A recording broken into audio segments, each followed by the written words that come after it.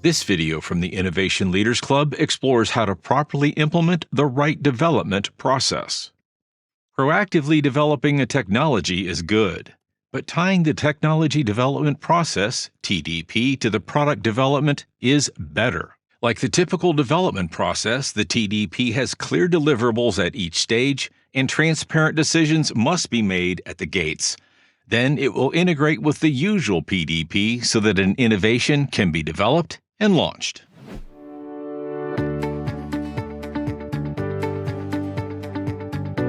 We have developed a 60-page visual guidebook on how to develop an innovation strategy.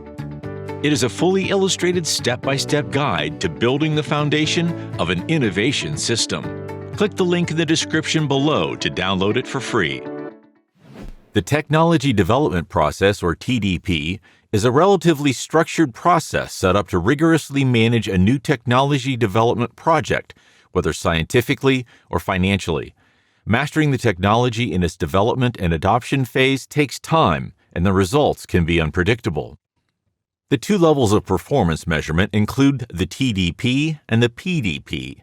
First, the TDP, or Technology Development Process, aims to reduce the technological uncertainties. It does not deliver a result that can be launched to the market. It provides the confidence to implement the technology. It is then followed by the PDP, or the Product Development Process, which implements the technology through product or innovation development. The output of a PDP can be measured on the market. Technology development is more difficult to measure because it isn't tangible, so it's often hard to promote this within the organization. This is why the question, why a technology development process, is an important one to answer. As shown, there's an inverse relationship between uncertainty and investment. Simply put, as the uncertainty level decreases, the investment increases. Moving forward in the TDP, there is a low level of information.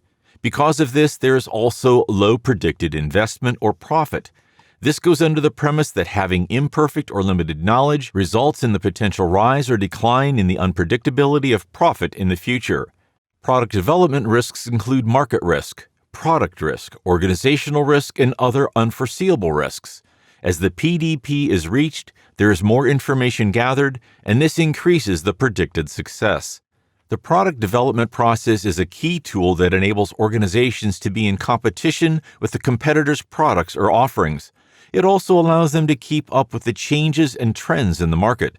Aside from that, it can also help the organization to diversify the target customer range or even expand into new market segments. The technological development process, more commonly called TDP, focuses on the technological aspects of a project while keeping a long-term vision on strategic objectives of the company, action plans of the company, and the needs of the company. Hence, the TDP allows innovators to separately manage technology development efforts as compared to product development. Technological development is performed upstream of the product development. The desired scenario is to integrate a validated technology in product development. That being said, integrating technology that hasn't had time to mature or sufficiently develop is a common mistake. A team needs time to debug the technology while also adequately developing the product. If the product hasn't been given this much needed time, it can lead to additional delays or a premature launch, causing customer dissatisfaction. A good technology development process is performed upstream of the product development process, thus during the front end of innovation. The technology development process is initiated the same way as a product development process. The project is selected in a project or new product portfolio. Note that everyone participating at the portfolio is aware that new technology is required in the selected project. It might not be clear yet that such technology will require the use of the technology development process. Once the project is selected, the mandate is defined and then goes through a mandate approbation checkpoint. Again, it might not be clear yet that a TDP will be required. Then the project is planned and preliminary feasibility is performed. Here, the team might realize that developing the technology will take more time than initially expected. The technology development is then separated from the project development to ease the management. Once this is completed, the project plan is submitted for approval. The technology development is then initiated in the Detailed Feasibility Phase 1. Once the deliverables are completed, the team will present them in Gate T1. The letter T stands for the technology development process.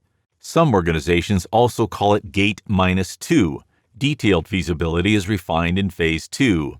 Again, once the deliverables are completed, they will be presented. Note that the number of phases in the technology development process will vary depending on the technology needs and complexity. Once the technology is developed, it can either be integrated into a product development, which is what would happen with a standard PDP, or it can be deployed if it's a standalone technology by using a classical project management process. This is the case when a new technology is integrated into an operational process to improve efficiency and reduce cost. As an example, here are the details of each phase of the technology development process. This process should be tailored to each project-specific need.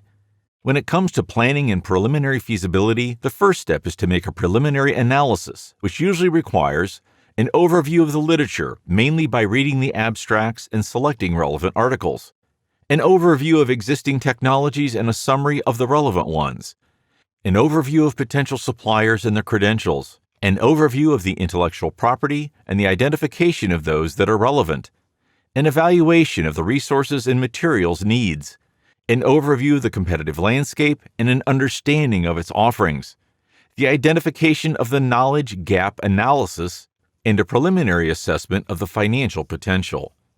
The second step is to perform preliminary tests and experiments, which involves a first trial of the technology in order to test your riskiest assumptions. This test will guide you to design your experiment plan for the detailed feasibility phase. The third step is planning the detailed feasibility phase. This is an important step because its purpose is to deepen the preliminary analysis and evaluate when each activity will be executed. As a summary of the planning and preliminary feasibility phase, the deliverables include a preliminary assessment of the technical and financial potential success, the plan for the detailed feasibility phases, and the various deliverables and activities. Next is the detailed feasibility phase. The first step here is the detailed analysis, which consists of reading the articles that were retained in the literature review of the preliminary analysis, deepening the research of existing technologies, evaluating the constraints set by the existing intellectual property and defining the intellectual protection strategy, analysis of the competition's technology and understanding of their positioning, determining your positioning, initiating the contact with potential suppliers and requesting a quotation, evaluating the cost of your technology, performing an operational feasibility assessment, and finally, performing a financial assessment to evaluate the viability of a technology. The second step is to conduct several tests and experiments, including the acquisition of equipment and materials to perform the test, executing the experiment plan. The third step is to adjust the project plan. The fourth step is to plan the next phase, which is the detailed feasibility phase, T2. As a summary, the deliverables for the detailed feasibility phase T1 include the technological feasibility, the commercial and operational feasibility, an adjusted project plan, and the plan for the next phase. For each subsequent phase, until the technology is included in a project, the steps revolve around conducting your experiment plan. An organization can decide to segment the technology development in several phases to control spending and stay aware of the development progress. The deliverables of the detailed feasibility phase T2 and further thus remain to demonstrate the technological feasibility.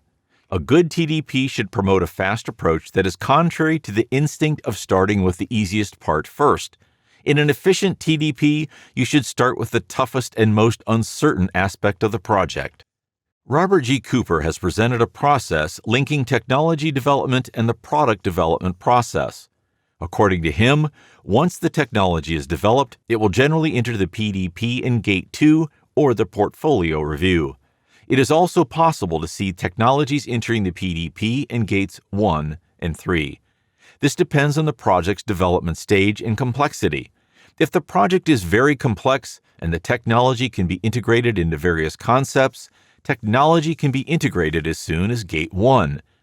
If the project has already been selected and the technology development is at bottleneck, the team might choose to initiate the business case while waiting for the technology to mature. If this happens, the situation needs to be carefully monitored.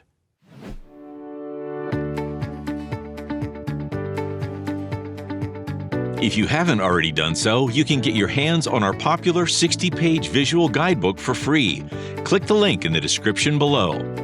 Don't hesitate to watch the next video to learn even more about innovation management practices.